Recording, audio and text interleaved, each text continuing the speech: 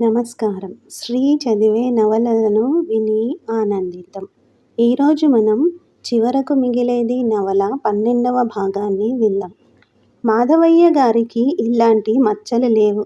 ఆయన పనిచేసిన పొలిమేరలో సైకిల్ మీద ఇద్దరు వ్యక్తులు ఎక్కటం ఎప్పుడూ జరగలేదు. ఓవేళ ఎక్కితే ఆ ఇద్దర్నీ నిలేసి జుట్టట్టుకుని తలకాయల్ని డిక్కీలు కొట్టు పంపుతాడు. అప్పుడప్పుడు ఇద్దరి చేత సైకిల్ని మోయిస్తాడు. నిజంగా దొంగతనం చెయ్యని వాణ్ణి కూడా బాబో నేనే చేశానండి మరి వదలండి అనిపించగలడాయన. ఈయనకు రావ్ బహదూర్ కాకపోయినా కనీసం రావ్ సాహెబ్ అయినా రానందుకు పోలీస్ సూపరింటెండెంటు నంబియార్ కూడా ఆశ్చర్యపడ్డాడు. లోలోపల మా బాగా జరిగింది అనుకున్న వెంకటాద్రిగారు కూడా దీనికి నివ్వెరపడ్డాడు. అధికారుల ఆదరాభిమానాలు దైవమాయలా ఏ దోవ తీస్తాయో ఎవరూ నిర్ణయించగలరులెండి అనుకున్నారు కొందరు. అన్నదమ్ములిద్దరికీ ఒక విషయంలో మాత్రం తేడా ఉంది. అన్నగారికి 6 మగ సంతానం. మాధవయ్య గారికి 3 ఆడపిల్లలే. ఇప్పుడు వివాహం కానున్న ఇందిర పెద్దపిల్ల. గుంటూరు, కృష్ణా జిల్లాలలో పనిచేసిన కూతుర్ని గోదావరి జిల్లాలో ఇవ్వాలన్న ఆశయం ఈనాటికి నెరవేరినందుకు ఆయన సంతోషపడ్డాడు. మహావైభవంతో ఈ పెళ్లి చేయాలని ఏర్పాట్లు చేస్తున్నాడు. ఇందిర చదువు ఇంటి దగ్గరే జరిగింది. సంగీతం అబ్బే సూచనలుండబట్టి విడవకుండా వీణ చెప్పించాడు. అల్లుడు ఆయనకి అన్ని విధాలా నచ్చాడు. చదువుకున్నవాడు, అందమైనవాడు, కాస్తో కూస్తో ఆస్తి కూడా ఉంది. అత్తగారి పోరు లేదు, మరి ఆడపడుచులు లేరు. అయితే ఒక్క విషయం ఆయనకి సరిపడలేదు. అల్లుడు డాక్టరీకి చదువుతున్నాడు. బిఏ పాసై ఉంటే పోలీస్ డిపార్ట్మెంట్లో ప్రవేశపెట్టి రావ్ బహదూర్ చేసి ఉందును. ఇప్పుడు ఆ అవకాశం లేకపోయింది కదా అని భార్యతో వాపోయాడు. అమ్మాయికి నచ్చాడు పిల్లాడు. కావలిస్తే రెండో అమ్మాయి మొగుణ్ణి రావ్ సాహెబ్ని చేద్దురుగానిలెండి అన్నది సుభద్రమ్మగారు. వెంకటాద్రిగారు తమ్ముడు అల్లుడు మంచి చెడ్డలు సత్తా తెలుసుకోవాలన్న కుతూహలాన్ని బయటకి కనపర్చకుండా యుక్తిగా కనుక్కోవాలని సాగిస్తున్న యత్నం దయానిధికి అర్థమైంది. ఒక్క గడియారం మట్టుకే కాదు, కారు ప్రాక్టీస్కి కావలసిన సామాగ్రి అన్నీ లాగొచ్చు నిదానం మీద. మావాడు సమయం వస్తే ఖర్చుకి ముందు వెనక చూడడులెండి అన్నారాయన. తాళం చెవి మీ అమ్మాయి దగ్గరే ఉంటుంది కాబట్టి పర్వాలేదందురు అన్నాడు రాజా. అయితే ప్రాక్టీస్ ఎక్కడ పెడతావయ్యా? మీ సలహా ఏమిటి? అల్లుడు మామగారు ఆలోచించుకోవాల్సిన విషయం కానీ మధ్య నాకేముంది అన్నాడు వెంకటాద్రిగారు. అయినా తమరు పెద్దలు, మీ ఉద్దేశం కూడా సెలవీయండి అన్నాడు రాజా పొగ ముక్కులోంచి వదులుతూ. ఇంతలో మాధవయ్య గారు దూరపు చుట్టం లక్ష్మయ్య వచ్చాడు. ఆయన పెళ్లి హంగుదారు. ఆయన అక్కడి వారిని ఇక్కడికి, ఇక్కడి వారిని అక్కడికి పిలుచుకుపోతుంటాడు. కానీ ఆయనలో ఏం మహత్యం ఉందో ఎవ్వరూ ఆయన చెప్పినట్లు వినరు. మీ తాలూకు 3 బంధువులొచ్చారు అని లక్ష్మయ్య వాక్యం పూర్తి కాకుండానే బండిలోంచి జగన్నాథం, అమృతం ఆడపడుచు విశాలి, ఆవిడ భర్త భుజంగం దిగారు. ఏతెంచితిన్ సకల ఇక్కట్లు దాటి మై డియర్ బావగారు, రెక్కలు లేని పక్షివోలే. పక్షి వికృతి తెలుగు దంచేస్తున్నాం అంటూ మొదలెట్టాడు జగన్నాథం. ఏం జగ్గు, అమృతం రాలేదు అని అడిగాడు నిధి. నన్ను సమాధానం చెప్పమనేనా మీ ఉద్దేశం? ఏం, ఎందుకు రాలేదు? ఈ ప్రశ్నల పరంపర కురిపించే ముందు మిమ్మల్ని మీరు సరిచేసుకోండి. పెళ్ళికొడుకుని అయ్యుండి ఇంకా ఈ మహాబస్తీలో ఇప్పుడు జగ్గు ఏమిటయ్యా అడిగేవారు లేకగాని. ఓస్ అదా, చంపేశావ్. షోమీది శవం కొండకచో కలేబరం. లక్ష్మయ్య గారితో వెళ్ళి పలహారాలు చెయ్యండి. రండి బాబు రండి అంటూ ఆహ్వానించాడు లక్ష్మయ్య. ఊరకరారు మహాత్ములు. సన్నాయి మేళం చేయించండి. వెధవ మందమతి నేను. ఏమండోయ్, ఈ అంగన విశాలి, మా అక్క ఉమన్ యూత్ ఆడపడుచు. Bhujangam my guruji is what Kantharao is to my sister. ఆడ ప్లస్ పడుచు ఆడపడుచు కాదబ్బాయి, ఆ సందే లేదే. పైగా తెనుగు దంచేస్తున్నానంటున్నావు అని మధ్యలో అందుకున్నాడు రాజా. మీరెవరో తెలుసుకోవచ్చునా? కొంపతీసి తెలుగు పండితులు కాదు కదా? సంస్కృతం కళాశాల ప్రిన్సిపాల్ అన్నాడు నిధి. అయితే భయం లేదు. ఆడపెళ్లివారి తాలూకా? కాదు కాదు, మన తాలూకే. చంపక చెబుతురు. తమ మిత్రమండలిలో ఆయన అన్నాడు జగన్నాథం. చివరికి సత్యం కనుక్కున్నావు బాలక అని రాజభూషణం పూర్తి చేశాడు. ధన్యతముండను. క్షీరసాయ సమ్మేళనం కాస్తంత సేవించి వచ్చెదరండర్రా అని విశాలిని భుజంగాన్ని విడిదిలోకి ప్రయాణం కట్టాడు. దశరథరామయ్య గారి పెద్ద కొడుకు రామానందానికి భార్యకి వేరే పక్క మేడలో పెద్ద గది ప్రత్యేకంగా ఏర్పాటు చేశారు. గది పక్క పెద్ద హాలుంది. అందులో కొత్తగా వచ్చిన వాళ్ళందరికీ విడిది ఏర్పాటు చేశారు. దశరథరామయ్య గారు, రామానందం వారి విడిదిలోకెళ్ళారు. ఇక్కడికి కాఫీ ఫలహారాలు తెప్పిస్తాం ఉండండని జగన్నాథాన్ని వెళ్ళి పెద్ద లక్ష్మయ్య గారు వాదిస్తున్నా ఆడపెళ్లివారి విడిదిలోకి పడి పెళ్లి కూతుర్ని ఓసారి చూసిరావాలని జగన్నాథం ఉబలాట పడుతున్నాడు. నాథ్, మీ అక్కయ్య రాలేదేం అని నిధి రెట్టించాడు. ఊరికేనేలేండి. ఊరికే ఏమిటబ్బాయి, సత్యాన్ని శోధించడం నీ విధి అని రాజా. వాళ్ళ ఆయన వద్దన్నాడా? అబ్బెబ్బే, రోజూ అక్కయ్యని డాక్టర్ గారి పెళ్ళి ఎప్పుడు అని అడుగుతుండేవాడు. వాళ్ళ అత్తగారికి ఒంట్లో బాగాలేదా?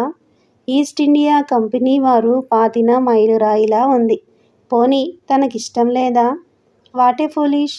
మీకింకా రాత్రి 9 వరకు టైమిచ్చాను. కారణం ఊహించండి. నెలలా? అన్నాడు రాజా కొంటెగా నవ్వుతూ. ఇంచుమించు అట్లాంటిదే. ఏది జరిగితే ఆ ప్రశ్నకి సమాధానం వ్యతిరేకంగా పరిణమిస్తోందో అది. నువ్వు క్రాస్వర్డ్ పజిల్ పిండ్లలో ఒకడవా ఏమిటబ్బాయి అన్నాడు రాజా. బాబూ, మీరు ఆ అబ్బాయి అన్న పదాన్ని మొగ్గలో తుంచేసి దిగమింగి ఆ దురదని కాస్త అరికట్టి నాథ్ అని సంబోధిస్తే ఆంధ్రదేశానికి శ్రేయస్కరం. క్షమించు మై డియర్ నాథ్. క్షమించాం మై డియర్ రాజా. ఏ శాంపిల్ సినిమా డైలాగ్? ఇవాళ నీళ్ళు అంది విశాలి జాలిగా. పాపం, రావాలని సరదాపడింది అన్నాడు ఆమె భర్త భుజంగం. ఊరేగింపు నాటికైనా వచ్చి తీరుతానంది అన్నాడు జగన్నాథం. దయానిధి ఆశ్చర్యం సూచించాడు. ఏమొచ్చిందండోయ్, నువ్వు మామూలుగా మాట్లాడావు అన్నాడు నిధి. అదా, అప్పుడప్పుడు నా భక్తులకు నిజస్వరూపం ప్రదర్శిస్తోంటాను. వెంకటాద్రి మధ్యలో ఏదో అందామని గొంతుక సవరించుకుంటూ చాలాసార్లు ప్రయత్నించాడు గాని అవకాశం చిక్కడం లేదు. ఈ అబ్బాయి మీకేమవుతాడండి అని అడగగలిగాడు. అబ్బాయి అనే వద్దన్నది అని వెంకటాద్రి గారి చెవి పట్టుకున్నాడు. ఆయన తాపీగా పొడుండబ్బి తట్టడం మొదలెట్టాడు. ఈ నాసికాచూర్ణ ప్రియునకు కించిత్ చెముడా ఏమి? మీరు సెలవియ్యండి రాజాజీ. అవునబ్బాయి, కొంచెం గట్టిగా చెబితే చాలు. వినకూడనివి బాగా వినబడతాయండి. ఏం మాయో చెవుడికి. అబ్బాయిని కానండి అని జగన్నాథం వెంకటాద్రి గారి చెవిలో అన్నాడు. పోనీ అమ్మాయివా? ఆఖరికి విసుగుతో ఆవలిస్తున్న లక్ష్మయ్య కూడా నవ్వాడు. ఏదో జగన్నాథం మళ్ళా అనబోయాడు. అది ఏమై ఉండునో ఎవరూ నిర్ణయించలేదు. ఎందుకంటే ఆ సమయంలో అక్కడికి నారయ్య చక్కా వచ్చాడు. జగన్నాథం జోరు తగ్గింది. అబ్బో, కుర్రాయనొచ్చాడే అన్నాడు నారయ్య ఆశ్చర్యంతో. నారయ్య శుభ్రమైన ఖద్దరు, పొట్టి చేతుల చొక్కా, చిరుగుల లేని పంచి, మంచి పాగా వేసుకున్నాడు. కుర్రాయన్ని 6 నెలల క్రితం అన్నాడు జగన్నాథం. అయితే 6 మాసాలంటయ్యా. కోతూసులు నువ్వు. మీ అక్కయ్య గారు రాలేదేంటయ్యా? లేదన్నట్లు తల పంకించాడు జగన్నాథం. మద్దినాల హోమ్ గోల్స్ ఆడేసుకుందామంటయ్యా. పెల్లోరి కుర్రాళ్ళని పోగు చేశాను అన్నాడు నారయ్య. జగన్నాథం కొంచెం తేరుకున్నాడు. అతన్ని గురించిన అభిప్రాయం మార్చుకోవాలని సంకల్పించుకున్నాడు. ఈ మధ్య మా ఊళ్ళో చెడుగుడు మొదలెట్టాం అన్నాడు జగన్నాథం. ఏదైనా సరే సై స్నానాలు అవి చేద్దురుగాని లేవండి అంటూ లక్ష్మయ్య వాళ్ళని తీసుకుని వెళ్ళాడు. జగన్నాథం వీధిలోంచి పరిగెట్టుకుంటూ మళ్ళా అరుగు మీదకొచ్చాడు. ఆర్చ్ బిషప్ ఆఫ్ కాంటర్బరీ పోపు వస్తున్నారు అన్నాడు. పోపెంటయ్యా కుర్రాయన అని నారయ్య వీధివైపు చూశాడు. దయానిధి రాజభూషణం లేచారు. బౌద్ధ భిక్షువులు అన్నాడు మళ్ళా జగన్నాథం.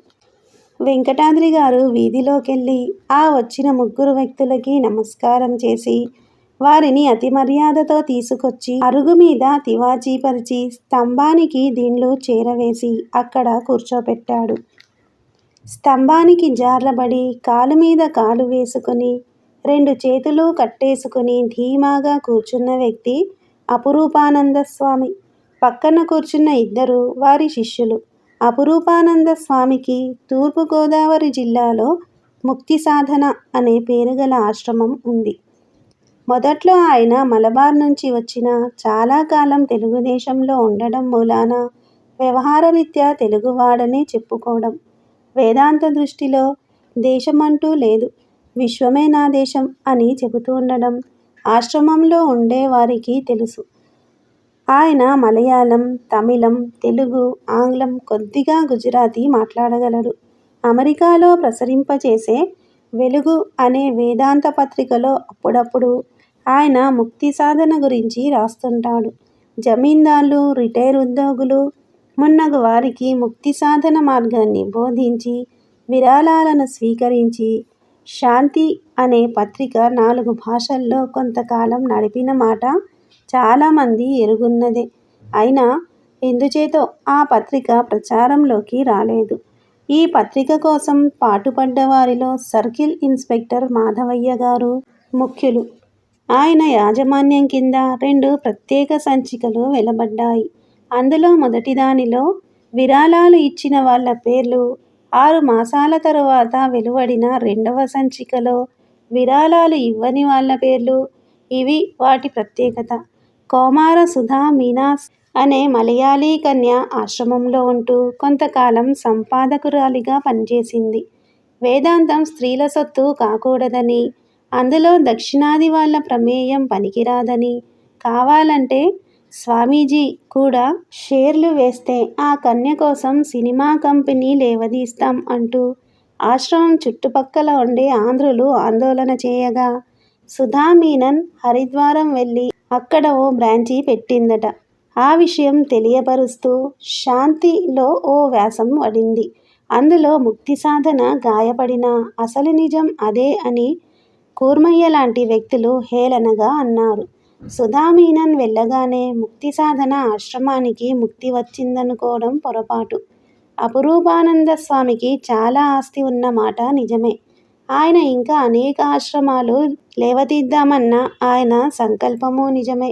కానీ ఆశ్రమం యొక్క పరపతి తగ్గడానికి కొంతవరకు గవర్నమెంట్ ఉద్యోగులు ఆదరాభిమానాలు చూపడమే కారణమనాలి. అందులో మాధవయ్య గారి లాంటి పోలీసు ఉద్యోగులు కలగజేసుకోవడం మరీ ప్రమాదించింది. అరుగు మీద చుట్ట కాల్చుకుంటూ చదరంగం ఆడుకునే ఆంధ్రులు స్వామీజీలు గవర్నమెంట్ ఏర్పాటు చేసిన గూఢాచారులు. పోదురు అన్నారు. ఖర్చు లేకుండా రాజాలా బ్రతకటానికి కొందరు వేసే ఎత్తు అని నిరుద్యోగులు అసూయతో అన్నమాట. తెగ పాపాలు చేసి ఇప్పుడైనా పరిహారం చేసుకుందాం అని కాకపోతే ఈ పోలీసోళ్ళకి వేదాంతం ఎందుకయ్యా చెప్పండి అని కూర్మయ్య బోటి గాళ్ళన్నారు. మాధవయ్య గారికి ఇటీవల పరలోక చింత, ఆధ్యాత్మిక దృష్టి ఎక్కువైన మాట వాస్తవమే. ప్రతి శనివారం తను ఏ ఆశ్రమానికో వెళ్ళి వేదాంత గోష్ఠి చేయడమో లేకపోతే ఏ స్వామీజీనో తన ఇంటికే రప్పించి గీత రహస్యం తెలుసుకోవటమో జరుగుతుంది. పాపభీతి అనేక పనులు చేయిస్తుంది. అందులో ముక్తి సాధన కూడా ఒకటి. ఎందుకు కాకూడదు? కూతురు వివాహానికి మాధవయ్య ప్రత్యేకంగా ఏర్పాటు చేసిన కార్యక్రమాల్లో అపురూపానంద స్వామి చేత గీతా రహస్యం వినిపించటం ఒకటి. ఓ పక్క కుర్రకారు, మరో పక్క పోలీస్ డిప్యూటీ సూపరింటెండెంట్ కురుపు సలిపినట్లు సలపగా పెద్దాపురం మేళాలు కూడా ఏర్పాటు చేశాడు. ఖర్చులు మగపెళ్లివారివేగా అనుకుని. వెంకటాద్రి గారి అభిప్రాయం. కాబట్టి పాపం కూడా వారికే దక్కనీండి అనా అనుకుని కూర్మయ్య అభిప్రాయం. ఈ రెండు అతకవు, ఏదో ఒకటి ఉంచమని వెంకటాద్రి గారు తమ్ముడితో మొరెట్టుకున్నాడు. దానికి దీనికి ఏం సంబంధం? అది అదే, ఇది ఇదే అన్నట్ట మాధవయ్య గారు. స్వామీజీకి పోలీస్ స్టేషన్ వద్ద ముచ్చటైన పూరిపాక వేశారు. పెళ్లి కుమారుణ్ణి పరామర్శిద్దామని చక్కా వచ్చాడాయన. మనిషి స్ఫురద్రూపి, ఆజానుబాహుడు, పెద్ద విశాలమైన నుదురు, గంభీరమైన కళ్ళు, పొడుగాటి ముక్కు, బలమైన మూతి, క్షౌరం చేసుకున్న పచ్చటి మెరుగు, వంగపండు రంగు ఖద్దరులాల్చి ఆయన చాలా నిండైన విగ్రహం. 5 నిమిషాలకో 10 నిమిషాలకో గడియారము చూసుకుంటూ ఓం అంటుంటాడు. శిష్యులది మాత్రం బైరాగుల జుట్టు, ఎదిగిన గడ్డం, నీళ్ళల్లో నానిన కర్రఛాయ. జీవ సజీవ వారి ఆశ్రమ నామాంతరాలు. వివాహం కాగానే వధూవరులు ముక్తి సాధన ఆశ్రమం చూడాలని స్వామీజీ అన్నాడు. అక్కడికి 25 మైళ్ళు ఉందట. మోటార్ మీద అరగంట ప్రయాణం. అసలు మామగారి ఉద్దేశమే అది. దయానిధి తప్పకుండా వస్తానన్నాడు. ముక్తి సాధన మాబోటి బ్రహ్మచారులకు కూడానా ఏమిటండి అని రాజా అడిగాడు. తప్పకుండా రావచ్చు. నేను బ్రహ్మచారిని కాను అన్నారు స్వామీజీ. శిష్యులు ఆశ్చర్యం ప్రకటించకుండా మనం నువ్వు అనుకునే దాన్ని చూపించారు. నారయ్య దూరంగా చేతులు కట్టుకుని వినయంగా నిలబడ్డాడు. అరుగు మీద 10 మంది పోగైనారు. అసలు ముక్తి సాధన అంటే ఏమిటో సెలవిస్తారా అని రాజా అడిగేశాడు. మా వాడికి వేదాంతంలో అభిలాష జాస్తి అని దయానిధి చెప్పబోతుంటే స్వామీజీ నవ్వి అందుకున్నాడు. ముక్తి సాధన గురించి చెప్పడం నా విధి. మీబోటి చదువుకున్న యువకులంతా ఆధ్యాత్మిక చింత చూపడం మంచి సూచన. ఎందుకంటున్నానంటే మా వాడికి దేవుడంటే బొత్తిగా నమ్మకం లేదు. అసలు మతం అనేదే లేకపోతే ప్రపంచం హాయిగా ఉండునంటాడు. ఏ వస్తువు లేదని నిర్ధారణ చేసుకుని అందులో నమ్మిక లేదో అది లేదని రుజువు చెయ్యడానికి కాలం, శక్తులు వృధా చెయ్యడం అనవసరం కదా అన్నాడు స్వామీజీ. మీరన్నది నిజం. ఈ రోజుల్లో నిజంగా దైవచింతన గల వాళ్ళు నాస్తికులే. మా రాజా దేవుడు లేడని రుజువు చేసేందుకు వేదాంత గ్రంథాలు చదువుతాడు. సంతోషమైంది. ప్రార్థన, పూజ వీటికి వినియోగించే కాలాన్ని సంఘసేవ కోసం వినియోగించడం మంచిదంటాడు. సంతోషమైంది. రాజా మధ్యలో అందుకున్నాడు. మావాడు నా అభిప్రాయాలను విశదంగా చెప్పలేకపోవచ్చు. మీ సందేహాలని నేనే నివృత్తి చేస్తాను. ముందు ముక్తి అంటే ఏమిటో సెలవిస్తారా? మీరేమనుకుంటున్నారు? నేను ముక్తి, మోక్షం అనేవి అర్ధశూన్యమైన ధ్వనులని అనుకుంటున్నాను. ఒకప్పుడు వాటిని వాడిన వారికే, వాడగా విన్నవారికే ఒక అర్థం ఉండేది. ఇప్పుడది లేదు. జీవ ఆశ్చర్యపడ్డాడు. నారయ్య ఒక అడుగు ముందుకు వేశాడు. వెంకటాద్రి గారు పొడుండబ్బి మూశాడు. ముక్తి, మోక్షం అనగా పరమాత్మలో ఐక్యం కావడం అన్నాడు స్వామీజీ. ఆహా! సభలో ఒక కంఠం. చిన్న నదులన్నీ సముద్రంలో పడినట్లు అన్నాడు సజీవ. పరమాత్మ అనేది ఒక వ్యక్త, స్థిత, వస్తువా? పరమాత్మ బ్రహ్మాన్, అందులో ఐక్యం అయిన వారికి జన్మ లేదు. జన్మరాహిత్యమే ముక్తి అన్నాడు స్వామీజీ. అంటే మళ్ళా ఈ ప్రపంచంలో పుట్టకుండా ఉండడం ముక్తి. అందరూ మాకా ముక్తి అక్కర్లేదు, అన్ని లోకాలలోకి ఈ ప్రపంచం ఉత్తమం, మానవ జన్మ మహోన్నతం, ఈ సినిమాలు, రాజకీయాలు, ప్రకృతి సౌందర్యం వీటిని విడిచిపెట్టలేం, ఎన్నో జన్మలు ఎత్తాలని ఉంటుంది కాబట్టి మాకు జన్మరాహిత్యం అక్కరలేదు అన్నాడు రాజా. దయానిధి అంత జోరుగా మాట్లాడొద్దని కళ్ళతో సంజ్ఞ చేస్తున్నా అతడు అది గమనించలేదు. జన్మరాహిత్యం అంత సులభం కాదు. ఆధ్యాత్మిక కృషి పూర్వజన్మ సుకృతం. వారి వారి కర్మఫలాన్ని బట్టి మనుషులు దైవాన్ని తెలుసుకుంటారు. వారే పుణ్యాత్ములు. పుణ్యం అన్నా కూడా ముక్తన్న మాటేనా? సంతోషం. పరమాత్మలో ఐక్యం కావడం కర్మ మీద ఆధారపడింది కాబట్టి మానవుడు దానికోసం కృషి చెయ్యక్కర్లేదన్న మాటేగా. అందుకనే ప్రార్థన, పూజలు అవసరం అంటాను. మీరు చెప్పింది నాకు బోధపడలేదు అన్నాడు వెంకటాద్రి గారు.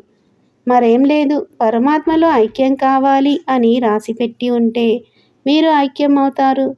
లేకపోతే ఏం చేసినా కారు. అలా రాసిపెట్టి ఉంటే నేను ఐక్యం కాను.